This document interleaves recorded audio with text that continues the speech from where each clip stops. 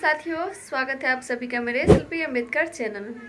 दोस्तों, आज भीमा का एक दूसरा एपिसोड चल रहा है और इसकी शुरुआत होती है एक कुल देवी के मंदिर से, जहाँ पे पवन का जन्मदिन था और उनके जन्मदिन के अवसर पे उनकी जो कैलासा बुआ थी, उनके बाबा कालिका सिंह, ये सभी जाते हैं वहाँ पे पूजा करने के लिए। तो दोस्तों, हर साल उनके जन्मदिन पे ना बहुत सारा नाच गान बजाने सब होता था, लेकिन इस बार भीमा पढ़ने का जिद करती है, जिस वजह से वहाँ पे कुछ भी नहीं हो रहा था। वो सब यही फैसला करते हैं कि अगर छबीला नहीं नाचेगा तो भीमा नाचेगी, इसे जाके उसको उठा के लेके आओ स्कूल से। वहाँ पे मेवा खड़े थे उनके बाबा, तो कहते हैं कि बुआ जी रहने दीजिए ना, भीमा पढ़ने गई है, उसे पढ़ने दीजिए।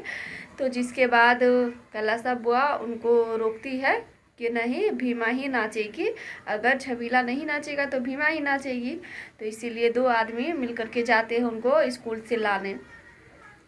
जब भीमा स्कूल में पढ़ रही थी बैठ करके और बता रही थी गुरुजी से कि सर मुझे ये चर्चा जैसा जो होता है ना वो मुझे आता है, तो गुरुजी पूछते हैं कि तुम्हें कैसे आता है ये।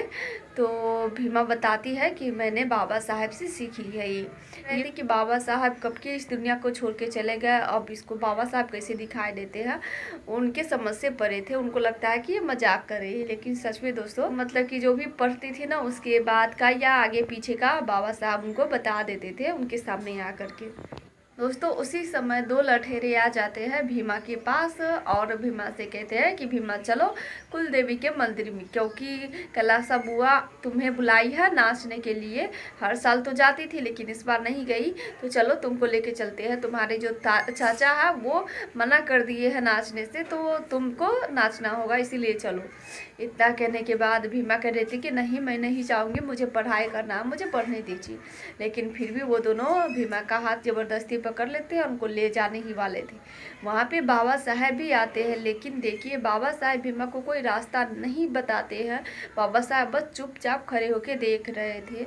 बाबा साहब का बस कहने का मतलब ये था, इशारा करने का मतलब ये था कि भीमा को खुद ही रास्ता निकालना होगा। भीमा निकालती भी है।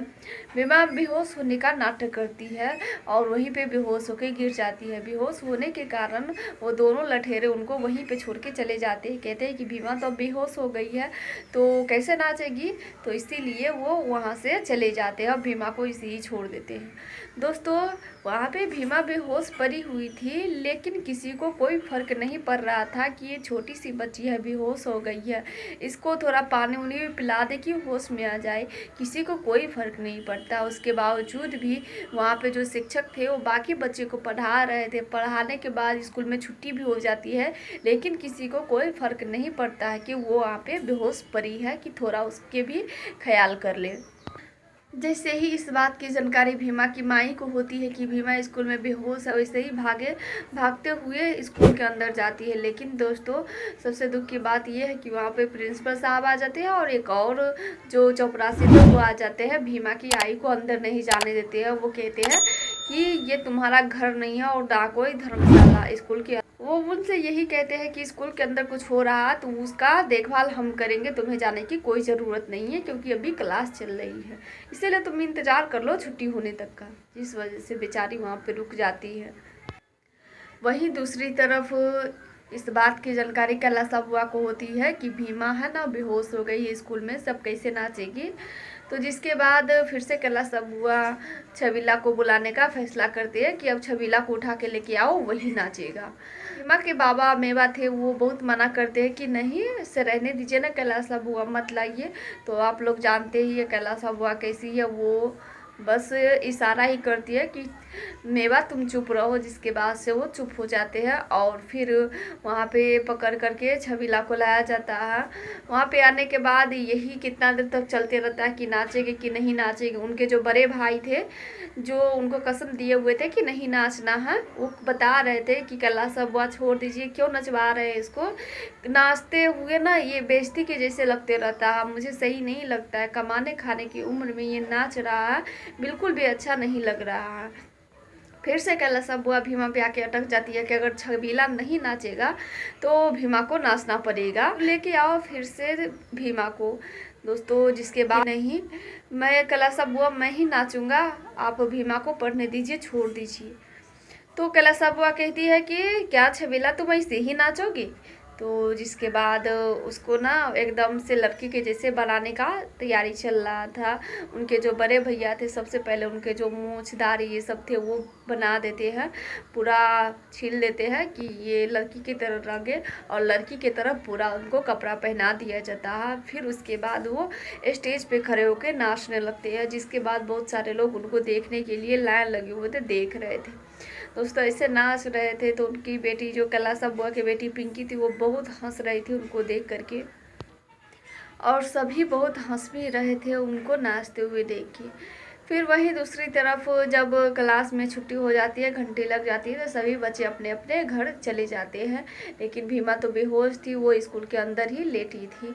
तो उनको सभी बच्चे के जाने के बाद भीमा की जो आई है दौड़ के आती है स्कूल के अंदर देखने की भीमा कैसी है। लेकिन जब अंदर जाती है तो देखती है कि भीमा तो बिल्कुल ठीक है और खरी हो, वो भी आ रही थी।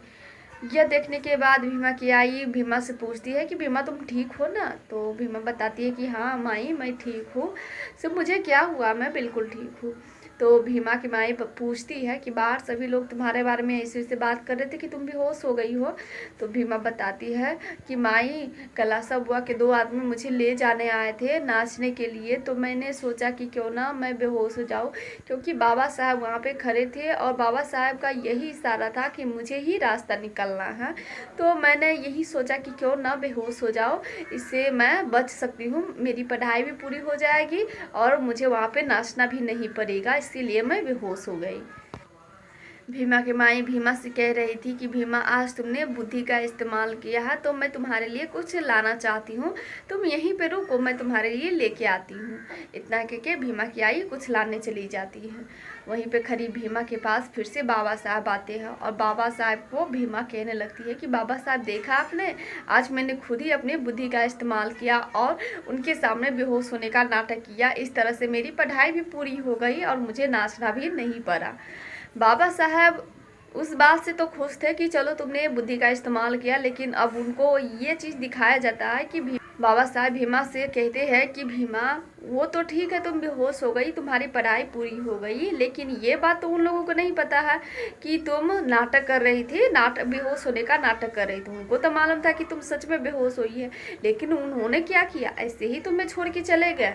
उनको थोड़ा भी इंसानियत नाम की चीज़ है कि नहीं, कि हाँ अगर किसी बच्ची को कुछ भी हो जाता है या किसी को कुछ हो जाता है उनको थोड़ा देखभाल करते।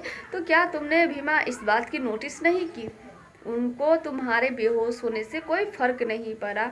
और इसी को मैं बदलने के लिए बार बार कहता हूँ भीमा, तुम्हें अगर सब बदलना है तो तुम्हें पढ़ाई करनी होगी और सबसे ताकतवर बननी होगी। ऐसे क्योंकि ऐसे किसी भी अपने बिरादरी के बेहोश होने पे ये लोग ऐसे ही छोड़ के चले जाए, इनको कोई फ़र्क नहीं पड़ता है कि हम लोग जीते हैं या मरते हैं, इसीलिए तुम्हें और ताकतवर बननी होगी। उसी समय फिर से वहाँ पे उनके जो भाई थे, ताऊ जी के लड़का थे, वो आते हैं और आने के बाद वहाँ पे भीमा की माई भी आ जाती है। उन दोनों को बताते हैं कि वहाँ कैलाश बुआ छबीलिया चाचा के साथ क्या क्या कर रहे हैं। वो बताते हैं कि पूरा ऐसे वैसे का बात है, वहाँ पे जितने भी लोग थे उस सभी के बारे में बताते हैं कि छबीला के साथ क्या क्या हो रहा है। यह सुनने के बाद भीमा की माई को भीमा को बहुत बुरा लगता है। लेकिन दोस्तों अब देखना ये है कि भीमा क्या करने वाली है, क्योंकि आज का एपिसोड यहीं पे समाप्त हो जाती है। फिर मिलेंगे दोस्तों अगले एपिसोड में, तब तक के लिए जय भीम।